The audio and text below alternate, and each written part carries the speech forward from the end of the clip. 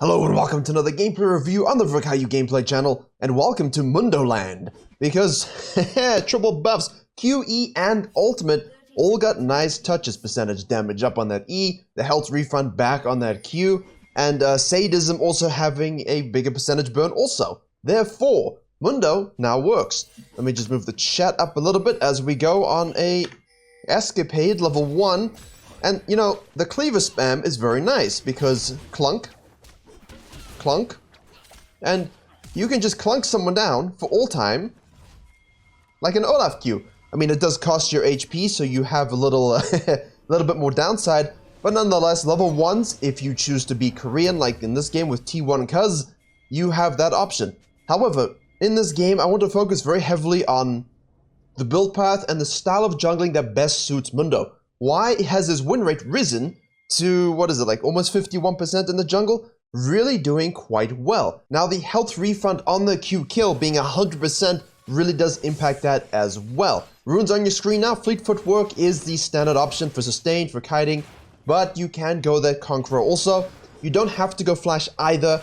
That is something that I suppose people are testing out at the moment a little bit. Mythic choices, keystone choices, summoner spell choices. You have a few options available. Fleet footwork being one, Conqueror the other, Ghost, Flash. And then, of course, everyone is running Sunfire, but as you saw in the thumbnail, the Frostfire is actually quite good. Very good, in fact, because bonus HP, bonus size, and look how low he gets here not using that smite. And that's something you have to consider with Mundo, except look at how he burns the camps, and once you smite the big raptor down, off you go, you're absolutely fine. Just keep channeling that, I keep saying, I almost said E, but keep channeling the W, and you should be absolutely fine, provided you don't get invaded. That's where things get interesting. Because we know that Lilia started bottom side, you pay attention to leashes. If she doesn't show anywhere, for example, top doesn't give a leash, bot doesn't give a leash, it's possible and most likely she starts raptors as well and then sequences down. So you have a few possibilities for the farming jungler against you, but again, if you're against a strong jungler like an Elise who decides, hey, you know what, Mundo get low, so I'm gonna do red, blue, grump, and invade. That's why this ward, thank you, kind sir, Mr. Nar on the top side. You may be embarrassing us in pro play, but in solo queue, he's helping us out. This is important if you are a farming jungler. Now, I just did that video on the main channel. Go and watch that if you're looking for a bit more of a step-by-step guide on how to play Mundo style, because he is, in essence, a farming and scaling jungler, because it's almost disgusting and hilarious at how little you can actually be damaged when you get to that sort of Exodia point. Now, if you are anticipating this invade and you see it, don't do this. Don't do a 5 camp into red, you will die. And the scanner is fine, but if you need a ward to protect yourself against these invades by slapping it here or here, hold on to the trinket. But it always seems like he's gonna get super low. And he does, and that's what's punishable. So you must make sure you're using that fleet footwork and timing your Q to get that 100% health refund as well. If you kill the camp with the trophy, you get the refund. Now, he should have a second smite up very shortly.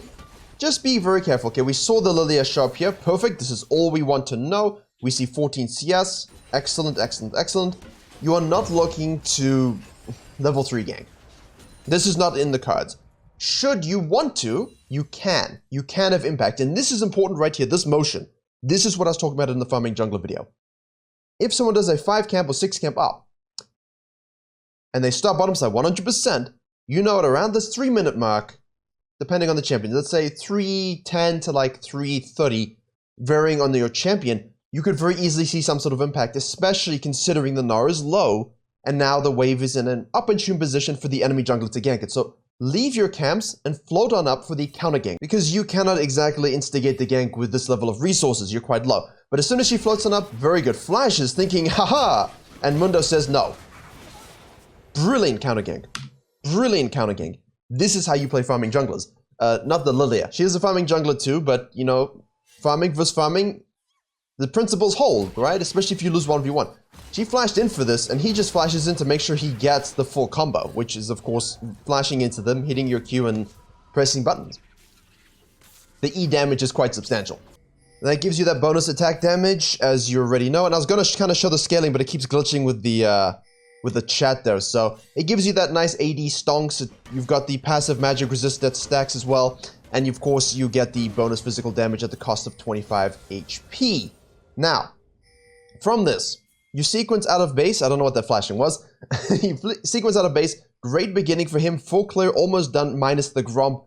Now you can essentially assess, what do we want to accomplish? How do we get control of this game while maintaining our farming speed? Because the Lilia will also scale. Fortunately, your magic resist synergy will destroy the mid-jungle duo there, and you don't really have to worry about these three if you remove them from the game or you have such a substantial lead, or through your itemization, as we'll look at. Here, we could go for the gank, but Kai'Sa isn't in lane, Thresh is holding it, and you probably don't win that 2v2, especially considering our Lilia, now at this point, is here, but should you be in a situation where she fully sequenced, right? Like this. And she took this crab, and she ganked the top lane, and now she respawns, she'll be in the situation where she's taking tier 2 Krugs and tier 2 Raptors. So usually that will be the case, and you might actually be forced into this action by your brain thinking, hey, pushing lane, I can gank it, but then you get collapsed on and eradicated. Now flash back in time here just a little bit, because what people won't notice, and I'll be honest, I didn't notice at first take, but I know they do this in Korea, is that if they see a jungle or both jungles on top side and you have bottom prio, they actually go and do this. Especially if they have CC. They go and take this crab to remove the experience and give them the vision control because they know that Mundo started bottom side, sequenced up, and now they have that security for themselves. It's a good move from the bottom lane. I like to do it as well. In higher elo, you don't want to tilt low elo junglers. Anyway, onto the Gromp, as I said, Kai'Sa resets, which means you can't go for this gank. Therefore backs out, sees that the crab is taken, and now can just carry on a full sequencing. On the other hand, the Lilia has used that advantage to go top side, kills the Twisted Fate, and now tries to steal away the Raptors and put a control ward. And does he get it? Yes, he does. Big Mundo saves the day. She's also low on mana now. So you can clear this off, and that's it. Once you've gotten the Raptors, excuse me, go and hold the mid lane. Absorb that experience, you'll get level 5. Again, this is going to play in very importantly in a second, because based upon the experience that he's gaining, alright, and this is something that high elo junglers will be aware of a lot more often. Clear the wards, it might be the up, good stuff. That small little juice of experience he gets from holding the mid lane means that once you do the Krugs, and the thing is we see the Gangplank here move down on the minimap while we were moving up, everyone sees this because he clears the ward. So the Gangplank is shown on the minimap and he's 99% slapping a ward in this bush. So Cuz should not go back there. Yeah, he shows back up. It's even pinged warded by the Na. I don't like that we go back on this ward. I know he's looking for the gank, but Twisted Fate is going bottom lane here, so there you go. Dead Tristana. Good job. Again, these, it's a pro bottom lane versus pro bottom lane. All of these are pro players in the bottom lane. Definitely in the jungle. Twisted Fate does those things, and now Mundo goes back to base. Because he can do his Gromp, which will give him 6, okay? Very important. And because Lilia has decided, you know what, I better do something. I'm falling behind in tempo. I'm not farming, well, she is farming just as fast and can, but she's being forced to be a little bit more active than she otherwise would like. And that's something junglers have to understand. You reap what you sow in terms of your power thing. You reap what you sow in terms of recognizing what's going on in your lanes, whether they're winning, losing, summoners, ultimate timers. All of this plays into how you think about the game. So it's not always just lane as inting. What did you do that could have prevented that? What did you do around that? Etc. Now, the Lilia says, hey, I'm going to get bottom lane. Mundo says, let me finish this Gromp. GP ult comes through, kills the Thresh. Now Mundo's right here, 6 from his Gromp. Boom. Okay, he misses the Cleaver, but the E comes through pretty huge. And then he's just a big body. He just sticks himself in the middle of them, doesn't even have to burn his ult, and now gets a free dragon. Yeah, Tristana, what about it? What about it, Tristana? The Cleavers that miss are funny. Tragic, but funny. Alright, that's a free dragon, yep. Very well played. Good counter gank, good power thing, and that small hold, the small hold on the mid lane gave him 6 on the Gromp, and now he has ultimate, he'd have it up anyway, and he can just go straight to the bottom lane. Positions in case she wants to jump. Tristana decides to go assassin mode. Mundo says no, kills her, and now can just chase down with a clunk, clunk, E, clunk, let's go, burn him.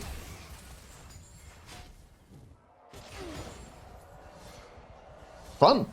Now, wait, Thresh. Thresh wants to go big. Does Mundo follow? Yes, he does, but he has nothing. Okay, so that's where the ghost might be a bit more useful, but flash clunks, flash head smashes, these are all good. Right, we're losing a bit of cadence on the farming here. I anticipate Lilia will go and do that. Yeah, there you go. That's expected. It was pinged out. It's acknowledged. No concern. Do your blue. Get your smite. Do your wolves. Do your grump, which spawned again. So that's tier 3. And now you can reset. So maximal experience gain. Good lane impact. Nice counter gank. 4-0-0. Very good. And a dragon. The Lilia has snuck herself there 3-2-0. So she's not exactly doing that badly. But the Mundo can scan here and go straight into the river. Now he can go straight counter jungling. He's feeling confident enough to actually handle himself versus the enemy jungler. He has a roaming mid who has a lead. Well, yeah, well, does he? Does he though? Okay, neutral mid lane. But he's finished his Frostfire Gauntlet already. That cost reduction, really nice. The size is going to be huge.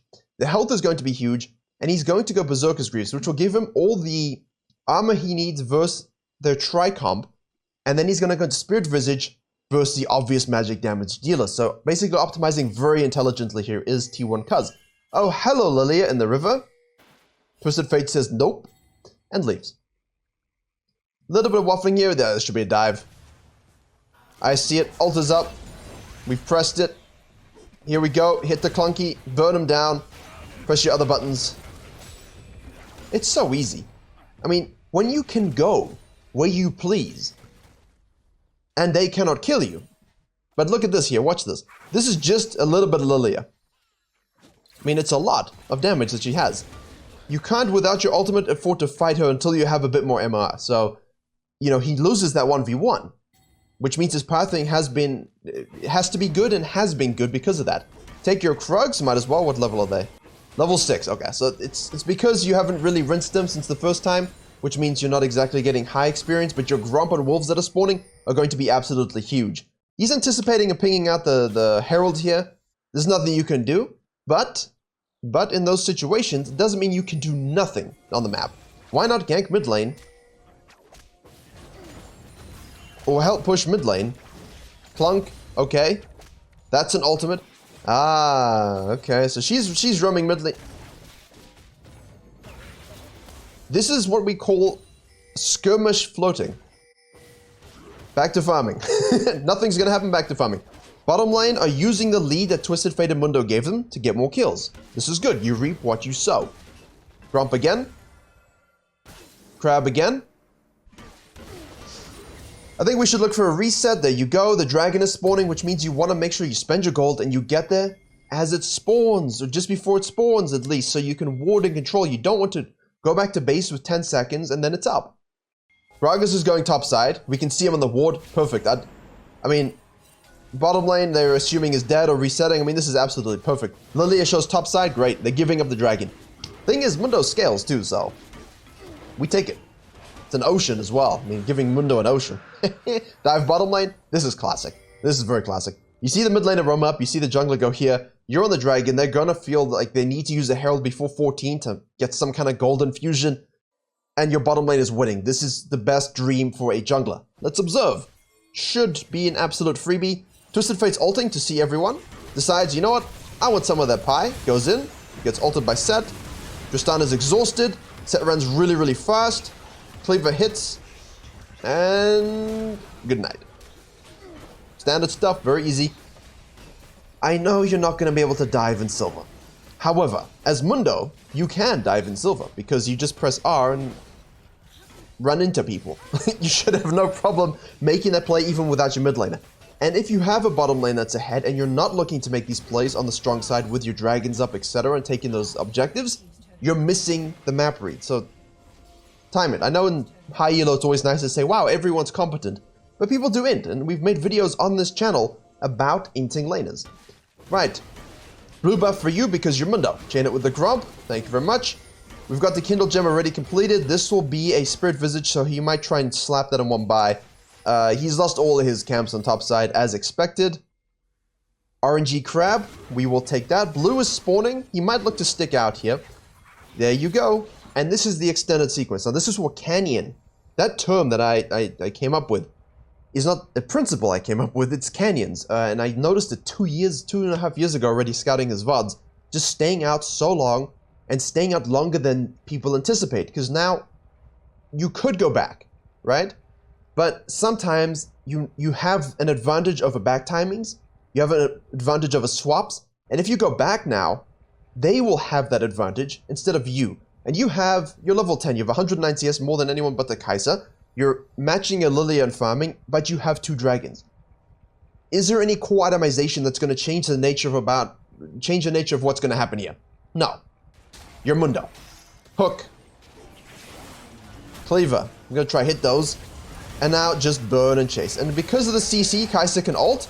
So that's knowing the champion kits as well. But look at this. Be very careful here. The ult is popped. Cleaver. Okay, let the Kai'Sa do her thing. Get in the face of the enemy. There you go. Like, she gets a triple kill. 1, because it's Ghost. And 2, because Mundo and Thresh make the play. They stay out, they hit the CC, they disrupt, they get in the way, they hit the trophies, they get the slows. Very nice. Finish the counter jungling. Reset. And we should have our Spirit Visage. Very nice. Healing is increased by a lot. And of course, I mean, you saw in the runes, he has a Taste of Blood as well as Ravenous, so... You could obviously go booties and approach velocity. This is the standard thing. But he's going much more for a... Does it actually give me the value here? Extra damage, 31. Can you see that? 31, 160, and Ravenous total healing, 3,823. So... It's a lot of healing. Now at this point, 10 out of 13 KP, 2 dragons. The most important thing, because you've broken up in the side lanes, and Gangplank will scale, Lilia will scale. Mundo does, obviously, and so does Kai'Sa. You know, you have a good team comp also. You just don't want them, as I said in the farming video, to absolutely chill. I mean, Talia's team in the video yesterday, pushing mid lane, Fiddlesticks, just made sure, control these edges, and when they forced fights or grouped up, he ulted over and punished them. You don't want to fall into the same trap, even if you might be this or a similar class of jungler, right? We have a fight here. And there you go. As I say that, they make the pick. So I'm not anticipating a significant fight back from the blue team. And in that sense, it's snowballing that lead as Mundo that you get. Because you are very unhealthy early. And if you can have smart pathing and avoid...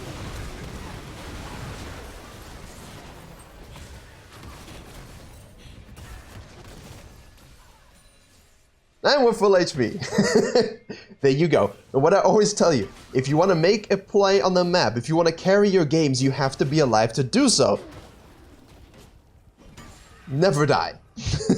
2 assists, absorbs all the ults, absorbs bomb on the face. Now you can actually split push and rotate quite quickly. I mean, your base movement speed here is 390, but your ult gives you that pop ghost, and you can, of course, make everyone really slow. Sorry, my throat's hurting a bit today, so it's a bit scratchy. Dragon is spawning, and we have in the pocket 1160. I don't really think we need to go back for that. Sure, it's another Kindle gem if you want to go into Warmogs or things. Deadman's Plate obviously is classic.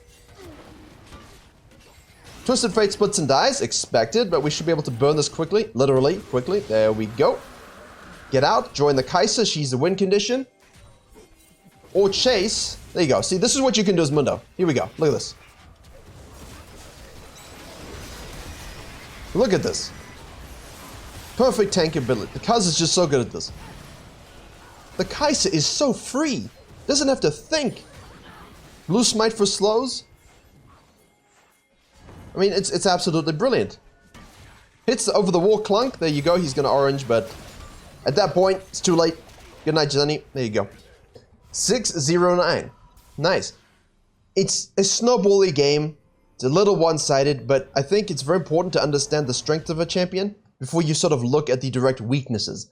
And we'll look back at all our champions in different scenarios over the course of this channel. I just wanted to make sure you guys understood. Look, this is how you path, this is what you think about, this is some things you have to consider, but also to show you how hilarious it is for you to get to this point, and how nice it is for you to have a champion that not only does damage, but really, the enemy team will struggle to kill. And if you think about it, this will burn you. But I don't see any clutch grievous wounds coming in, and versus Mundo, the enemy jungler, if they were looking to 1v1, you would need that in their kit. Now at this point, it's the same thing as I was saying. Get the objectives to close out. You might see a little bit of limit testing with these pro players in solo queue because they try out Virkayu, they try out Mundo. They want to see how far they can push it. And that's why these kind of videos also have a place. Neutral, neutral, neutral, break it open, and then accelerate. And that's essentially what limit testing is. The acceleration in Snowball is knowing how far you can push your champion without throwing. And in this case, it is. This might be too far, but let's have a look. Okay, so, perfect. I mean, he absorbed so much damage. He absorbed so much damage, and the whole team collapsed, and they just... There you go. I don't think there's much more I can give you in this video. Something a little shorter, but I wanted to highlight the Mundo jungling. You get low, pay attention to all of this. Go test it out. Go try your items out.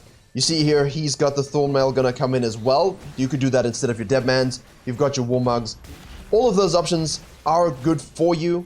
If you have a full AP comp, things like the Force of Nature are really gonna... I mean, if you have Spirit Visage and Force of Nature versus a full AD comp, AP comp, sorry, you will literally be nigh unkillable. And in fact, they rebound here. They do the Platinum special of over-pushing. No, they do not. They disengage. Notice. Witness this. I mean, I don't think they need Soul. They can just win a fight and end the game, so... Yeah. There you go. I mean, it's just... You're never gonna catch up now. The Kaiser's fed, the Mundo's fed, everyone's fed. There you go, another kill. Clunk. Got him. Follow the Gnar. Chase down. Double kill. One more for the books. We have flash up. So you could ghost this, but you could also flash it. I mean, it's up to your playstyle.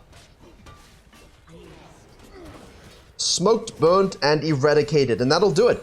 Nice short video today. Thank you very much for watching. I hope you enjoyed. Please do like, share, and comment on this. Subscribe to this channel, the main channel. And remember, when you jungle Mundo, go where you please.